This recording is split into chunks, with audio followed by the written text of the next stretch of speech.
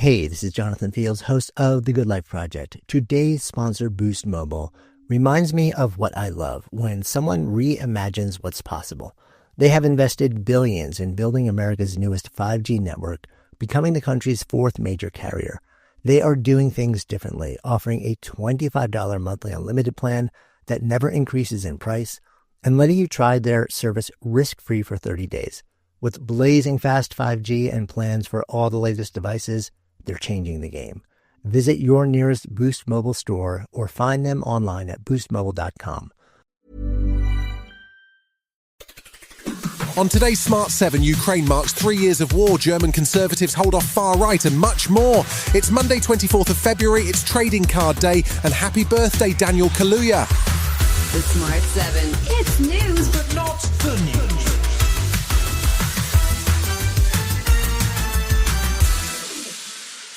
Monday is the third anniversary of Russia's invasion of Ukraine. Russia marked the occasion with massive drone and missile strikes across the weekend. But US President Donald Trump continued to slam Ukrainian President Zelensky, demanding he sign the rare earth deal and instructing his surrogates to downplay Russia's role in starting the war in 2022.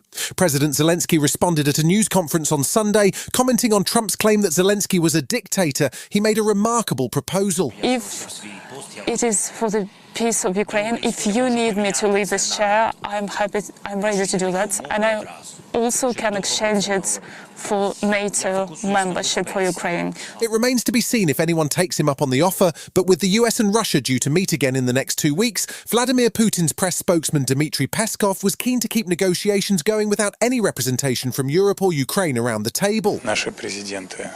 Our presidents reached an agreement during a phone conversation. Therefore, it is important for us that nothing hinders our ability to carry out the political will of the two heads of state and move forward with the peace process.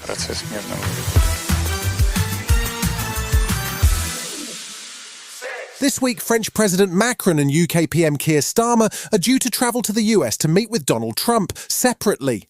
Trump was dismissive of the two European leaders over the weekend, saying they hadn't done anything to stop the war. Starmer was speaking at the Scottish Labour conference and pledged to make the case for Ukraine to be around the peace talks table. After everything that they have suffered, there can be no discussion about Ukraine without Ukraine. And the people of Ukraine must have a long-term secure future. Lib Dem leader Ed Davey has been backing Labour plans to ramp up the defence budget, despite concerns that it may lead to cuts in public services. And on Sunday, Tory Shadow Defence Secretary James Cartledge was also calling for more spending on defence. I think we're clear we do have to go further because of what's happened in recent weeks. It is very clear that something which is already underway, which is this shift where the US is going to focus on China and we have to do more heavy lifting with our European NATO allies, is going to mean we have to go further and faster. After an intense campaign from Elon Musk and JD Vance, the world watched nervously as Germany went to the polls on Sunday. The MAGA crew had been pushing hard for the far-right AfD party, with Musk speaking by Zoom at one of their rallies and tweeting incessantly about the need for radical change. In the end, it wasn't enough to see the AfD in government, but they did poll at around 20%, which is their best ever result. The Conservative Christian Democratic Union won 28% of the vote, which puts them in pole position to form a coalition. Former Chancellor Olaf Scholz of the Social Democratic Party conceded defeat as his party came in third with 16% of the vote. The most likely new Chancellor, Friedrich Merz of the CDU, addressed the nation. We need to get a viable government together in Germany, a government capable of working based on a majority, because, ladies and gentlemen, the world outside is not going to wait for us. We have to be swift in our discussions so that we can do the right thing. So it's understood that once again in Germany there is a reliable government. Part of the government's plan to tackle child poverty is a new breakfast club scheme, which is due to roll out to the first 750 schools in April. That will see children getting breakfast at school in a bid to improve performance and attendance, while also impacting child poverty levels. The schools in the first round are largely from disadvantaged areas, with almost 70,000 pupils from low-income areas, part of the initial scheme.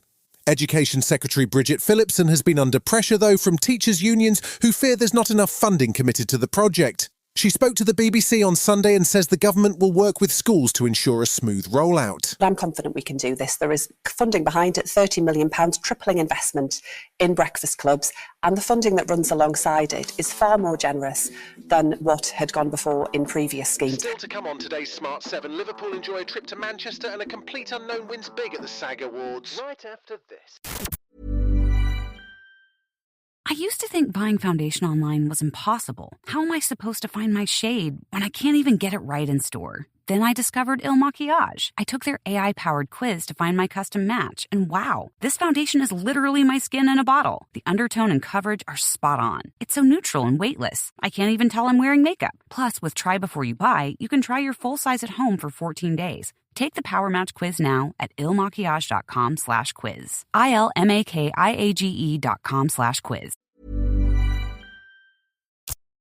Welcome back. It was a big sporting weekend with Six Nations rugby action as Ireland beat Wales, England squeezed past Scotland and France thumped Italy, scoring 11 tries. In the Premier League on Saturday, Everton and Man United drew while West Ham beat Arsenal 1-0. Sunday saw Newcastle struggle to put away Nottingham Forest, but the game eventually finished 4-3 to Eddie Howe's men. Liverpool were in Manchester to face City and they came away 2-0 winners, which sees them 20 points clear of Pep's side in the table, and they're now 11 points clear of nearest rivals Arsenal. Manager Arne Slot was keeping a cool head though. I think this is a good winning, but I also know how much and how hard we had to work. So with 11 to go, it's far too easy to talk like some people do, because we know how much work we have to put in to get to the results. Sunday night saw the Screen Actors Guild Awards in Hollywood and streamed live round the world on Netflix. This was the last major awards before the Oscars next weekend, and host Kirsten Bell was in great form, even performing a Frozen parody. Shogun and Wicked were the favourites going into the event, with 5 nominations each, but Wicked came away empty-handed while Shogun picked up 4 awards. The acting awards went to some familiar faces, Demi Moore, Zoe Saldana and Kieran Culkin, who all continued their winning streaks. A surprise winner in the male actor category was Timothée Chalamet for A Complete Unknown. The truth is, I'm really in pursuit of greatness. I know people don't usually talk like that, but I want to be one of the greats. I'm inspired by the greats. I'm inspired by the greats here tonight. This doesn't signify that, but it's a little more fuel. It's a little more ammo to keep going. Thank you so much. Jane Fonda received a Lifetime Achievement Award and took a moment to stand up for the forces of good. Make no mistake, empathy is not weak or woke. And by the way, woke just means you give a damn about other people.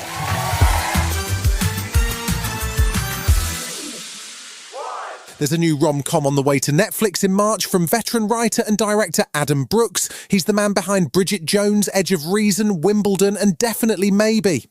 This one is called The Life List, and it sees Sophia Carson playing Alex Rose, who gets long-distance life instruction from her dead mother. It's not supernatural. Her mother's attorney keeps dropping off DVDs. The ultimate task is to complete the life list that she wrote at 13, and there's plenty of drama and romance along the way. This is totally crazy, but I trust your mom. It's like I've fallen down this weird rabbit hole. Family secrets. Dad, you can't just drop a bomb like that and walk away. Private detectives. Becoming friends with a lawyer. So we're friends now. Find true love. Why do I have a horrible feeling you've given up on that one too? You've been listening to The Smart 7. We'll be back tomorrow at 7 a.m. Hit that follow button and have a great day. Give us 7 minutes and we'll give you the world. Dear old work platform, it's not you, it's us. Actually, it is you. Endless onboarding? Constant IT bottlenecks? We've had enough. We need a platform that just gets us. And to be honest, we've met someone new. They're called Monday.com, and it was love at first onboarding. Their beautiful dashboards, their customizable workflows got us floating on a digital cloud 9. So no hard feelings, but we're moving on. Monday.com, the first work platform you'll love to use.